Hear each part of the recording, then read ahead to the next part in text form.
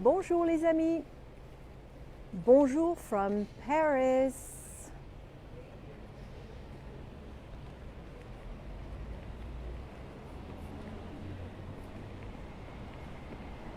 I've just wrapped up lunch in this neighborhood and I am now heading to the place where I will be catching the train to take me to my parents' house, and I thought I would share what I see with you on the way.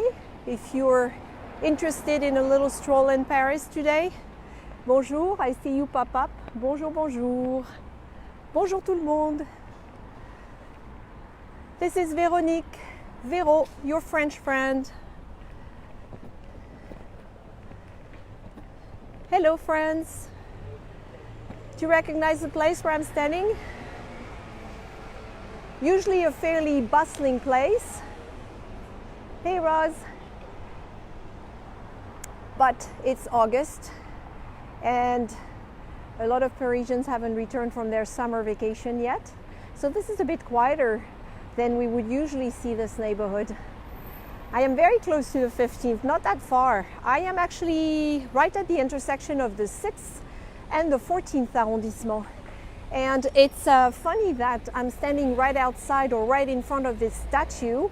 This is a statue, you can tell, dedicated to Honoré de Balzac, the writer. And Rodin is the artist. And it's funny because I just left Tours, my home, this morning in the beautiful Touraine region. And as you know, if you have followed my live strolls in Tours, Honoré de Balzac was born in Tours, and a lot of Honoré de Balzac remains in Tours. And I arrive in Paris, and a few hours later, I end up outside right in front of this statue by Rodin. Not much like, I mean, it doesn't really look like Balzac, and it was a bit of a controversial statue when Rodin made it at the time, but it's been here since 1939, and this is a tribute to Monsieur de Balzac. So, you see this glorious Parisian architecture, and I'm sure, you know, this is very Parisian, this scenery, not just the buildings, but the skies. La grisaille, the gray skies. This has been a very interesting summer. Lots of chilly weather and changing weather, and today Paris is gray and it's not that warm out, to be honest with you. So I think it's very appropriate we should see it like this, because this is what Paris looks like a lot throughout the year. So we are in a big intersection, you can see, and in front of us here is one of the big boulevards in Paris, le boulevard du Montparnasse. And I am standing on another boulevard. And if you've been in this neighborhood, you have heard of what this neighborhood used to be famous for, especially during the Roaring Twenties, the time between both world wars. It was well known for its café life and its artistic and intellectual life. Artists left Montmartre, where they had stayed, a lot of them, in the late 19th, early 20th century, and after World War I, they kind of migrated here, and they came from all over. There were political exiles here, there were intellectuals, there were poets, there were painters, sculptors, there were wealthy socialites. And during the day, they would hang out in the cafes and restaurants here. You can see La Rotonde on the right, one of the iconic ones. It's completely walled in. I was a bit surprised when I arrived earlier. The joys of live streaming.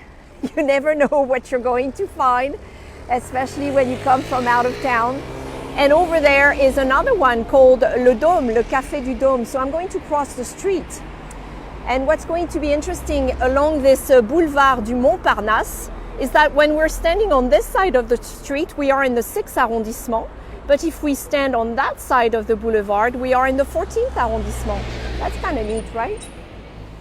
All right, green light. That's what I was waiting for. So this is a bit of a special visit for me, because when I toured with Rick Steves Europe in 2019, we had several hotels in this neighborhood, and quite a few of the tours that I worked on left from a street that's right there, La Rue de l'Ombre. And so I spent a lot of time in this neighborhood. And it's fun for me to be back. Le Dôme is closed. And that's Paris in August for you. So we're going to go see what that sign on the door says, on the window says. But picture all these cafes, and there were quite a few of them here in the Roaring Twenties from the start of the 20th century and later, with all these artists and intellectuals and political exiles and socialites meeting here during the day, drinking coffee and stronger stuff at night, partying like crazy. What we have here? We have fermeture estivale du 8 août au 24 août inclus. So we're closed for the summer from August 8th through August 24th, including August 24th. And clients will return, customers will return on August 25th. So this is Paris for you, friends. They were closed for 7 or 8 months, but they still took some time off, almost a month in August. And you have all the famous rattan chairs, the bistro chairs piled up behind the glass. So we're standing outside the Dome, and the Dome was actually one of the first cafes and restaurants to be established here, right at the end of the 19th century. And the Rotonde came after, and it changed names several times, of course, and it kept growing. And each of them had, some artists favored some of them more than the others. Hemingway, for example, was big on La Closerie des Lilas. And of all these cafes and restaurants, it's the only one that doesn't sit in this block. It was actually farther up in that direction. But he would also be around here. The Dingo Bar, where he used to go, was nearby. So here we are along the boulevard Montparnasse, boulevard du Montparnasse. If you ask Parisians about the Montparnasse area, they will immediately think of several things. A transportation hub. We have a major train station that takes them to their summer vacation if they go to the western side of France, to Toulouse or Bordeaux. They will think of crepes. We have a lot of creperies in this neighborhood. I'll get back to that later. And they will also think of movie theaters. For decades and decades, we've had a lot of movie theaters. You see this one over there, UGC Rotonde. It's one of many movie theaters in this neighborhood. So when I lived in Paris back in the 80s, if you wanted to hit movie theaters and you wanted to have a lot of them in one spot, you would come here, or you would go to the Champs-Élysées. Here's another one of those cafes over there. Do you see the Select? The Select was also very popular with all these good people partying. They were referred to as the lost generation. Gertrude Stein is the one who coined the term lost generation. Ernest Hemingway used it in a novel. Basically what the lost generation stands for is, quote, I was traumatized by World War I and I'm going to party till I drop because another world war is coming, unquote. And so they did that. They certainly did that around here. They met at the cafes during the day, and then they would party, drink, everything in excess, really, at night. And this went on for a couple of decades. The Select, when I stay in this neighborhood for work, is my favorite because it was always smaller than the others, more intimate, and I also always like their terrace. I don't know if you can see the rattan chairs, so they're really pretty. They're cream colored with a green trim, and I always like this one better. But the one that has probably the most striking interior is this one, La Coupole. And in fact, La Coupole is one of the the ones that opened last in the late 1920s. And it's pure Art Deco inside. I don't know if you've ever been inside. If you don't want to eat there, just go at least for coffee or a drink.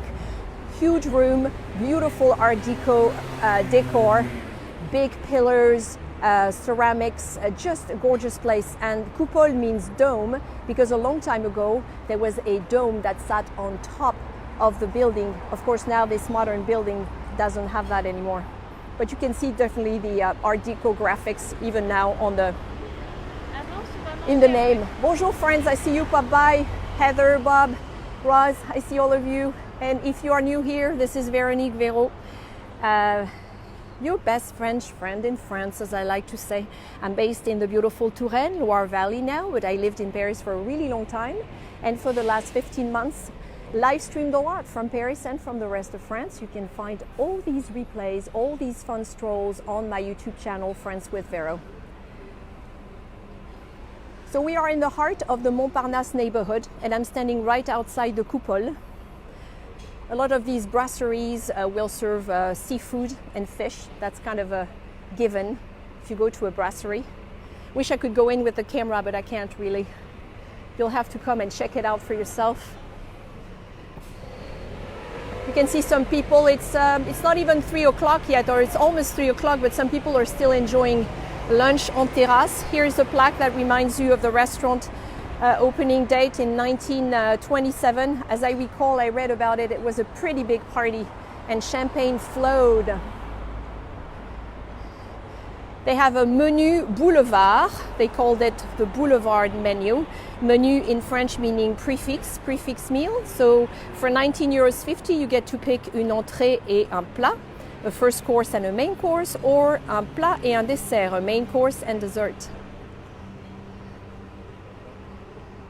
I like that the terrace is quite private because this is a really loud street, especially when it's not August. And I like that it's a little tucked away in the back. Look at the beautiful rattan work here on these tables and chairs. It's very elegant, isn't it? And there's a sign above this door that says dancing, a place where you dance, repère d'artistes depuis 1930, a place where artists would hang out since 1930. So they're quite proud of all the history of this neighborhood. But to be fair, this neighborhood was already a party place. Sections of the 14th arrondissement were already a party place well before that.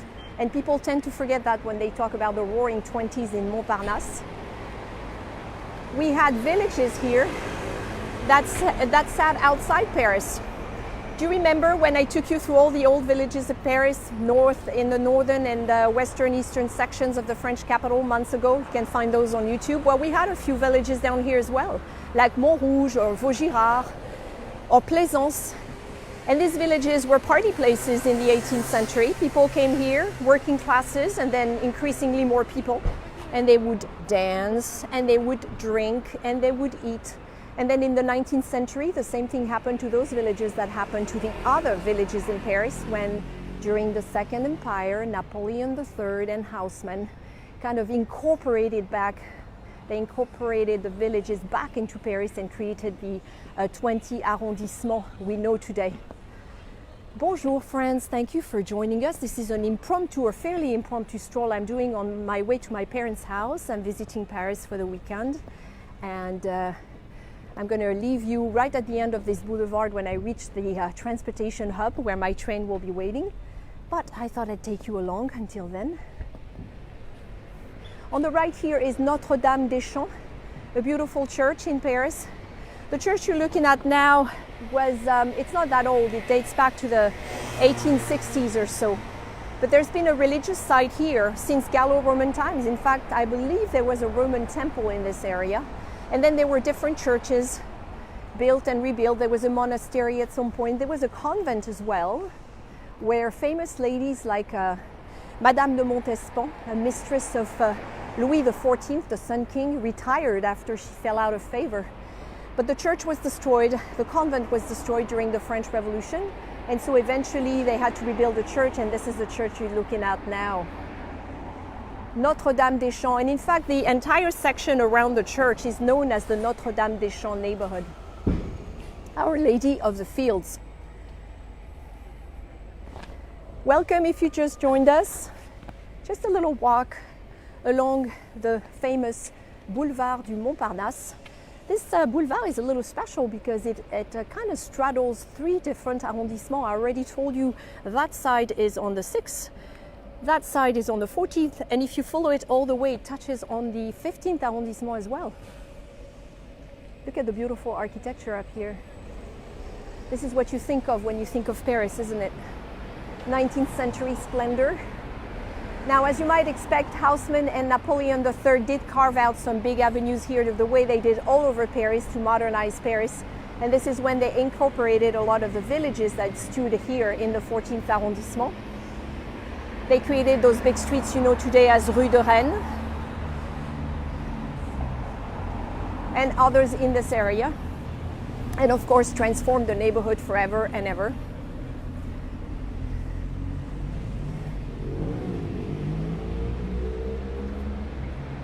So a very peaceful, very quiet Paris with grey skies, which is not that unusual, right outside Notre-Dame des Champs. Parisians are still on vacation, wherever they may be. They'll probably be returning this weekend or by next week at the latest. Now, another thing that this neighborhood is well known for, if you speak to a Parisian about Montparnasse, are creperies, crepes. And so when you think crepes in France, you think of Brittany, the beautiful region west of France. And there are a couple streets like La Rue du Montparnasse. You see above this truck where the gentleman is standing. This is one of the streets where you will find about, 10 to 15 creperies. Not all of them are good, but if you're looking for a real experience from Brittany without going to Brittany, you can do your research and come here. A famous one is Josselin, Josselin. We have more creperies in other places of Paris now, but people used to come here for good crepes. You have your galettes, which are your buckwheat crepes, savory crepes, and then you have your regular crepes. There's also another street, La Rue d'Odessa, nearby. And this happened in the 19th century. There's a big train station here, La Gare Montparnasse. Of course, now we have a new train station, but at the time, they created a line that connected Paris to the city of Brest, B-R-E-S-T, in Brittany. And so a lot of the people in Brittany who were starving, Brittany was very rural, very poor, came to Paris to try their luck, you know. They were immigrants in their own country in a way.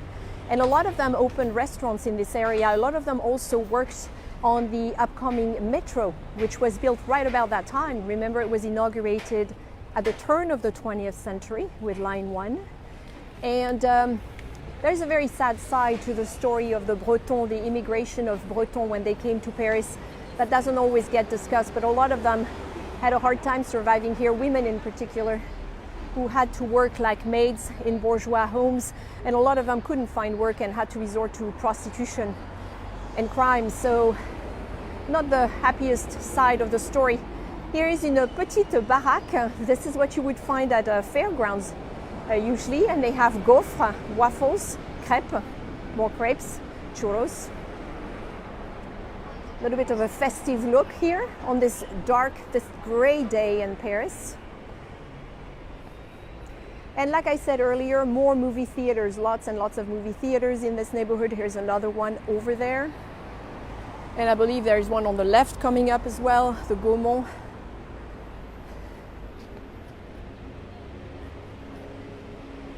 So this neighborhood was hip and hot during the Roaring Twenties between the two world wars. We just discussed this.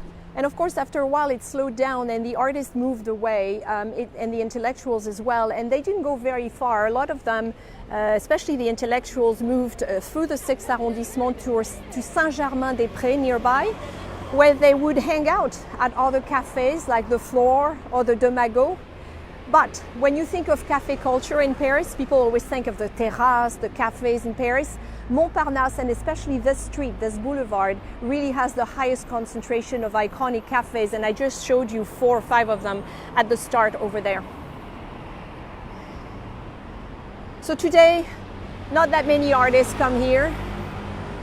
It's more locals and tourists. But it's still an attractive area. Wish the sun was shining for us, but c'est la vie. Beautiful facades.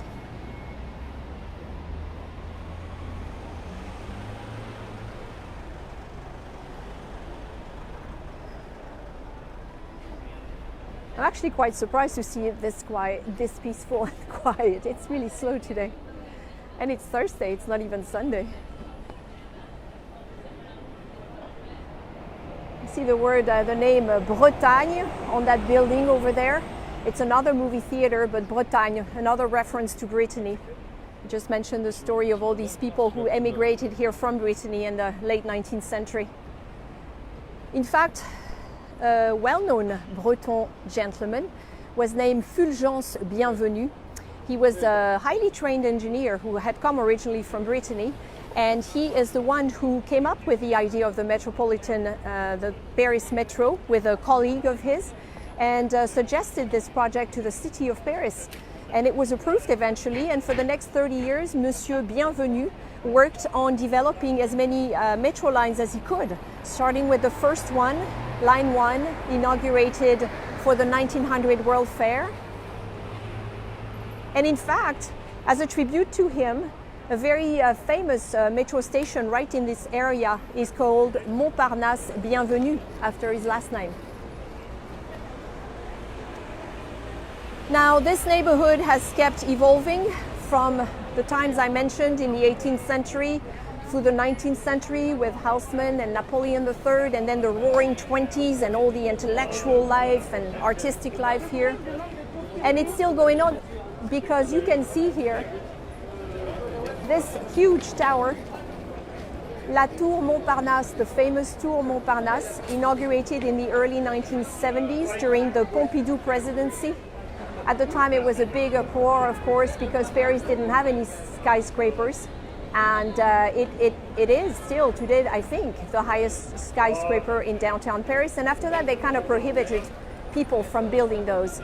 But for years now, there's been a project to completely overhaul this tower, the shopping center at its feet, as well as the train station next door. So if you come here by 2024, the tower and everything else is going to look, pretty different. I think it's overdue, personally. The architecture is really looking dated. The shopping center is nothing much, and I think it will probably benefit from that facelift. Up there you have this incredible view, one of the best in Paris, where you can see everything, including the Eiffel Tower. And an elevator can take you up there really fast, so I highly encourage you to do it. Don't try climbing the stairs. That would not be good. Unless you've had one of these first and you want to get some exercise, churro or crepe.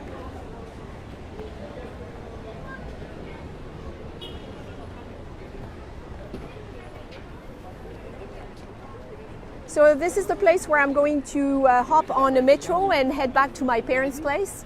This is the other street I told you about, La Rue d'Odessa, O-D-E-S-S-A. And this is one of two streets where you find those crepe places.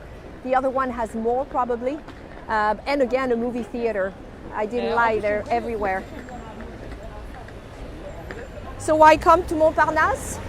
To enjoy real Parisian café culture. At some of the iconic cafes here. You see Saint-Malo. This cafe is called Saint-Malo, another reference to Brittany. You can come here to go to the movies, though I probably wouldn't do that. You can come here to enjoy a savory crepe, a galette, or a crepe.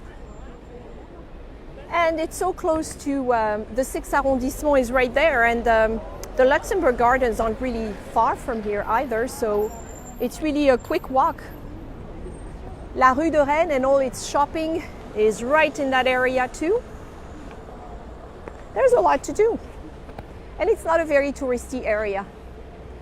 In fact, the 14th arrondissement is a great place to stay if you want to stay in a place that's not touristy at all and that still has a neighborhood feel to it. I would highly recommend it. If you can find an apartment in this neighborhood. So a little peek at La Tour Montparnasse again. Ew. Ah, honking. Would be Paris without honking. Thought I'd say hi in person for a second. Thank you for joining me today. It was just a little impromptu stroll. If you are a Friends with Vero Club member, meet me tomorrow for a surprise stroll in Le Marais on YouTube. You know where to pick up the invitation on the link. If you're not a Friends with Vero Club member, you should look into it. We're going to have fun in Le Marais, and this won't be your average Marais tour tomorrow. So I hope some of you can join me. For now, thank you for joining me in Paris today. I will give you one last peek at Montparnasse, the Tour Montparnasse, and this whole crazy area around the shopping center, the big transportation hub, the train station, the movie theaters, and La Rue d'Odessa, where some of the creperies are. Until next time, friends, Enjoy the rest of your week. À bientôt!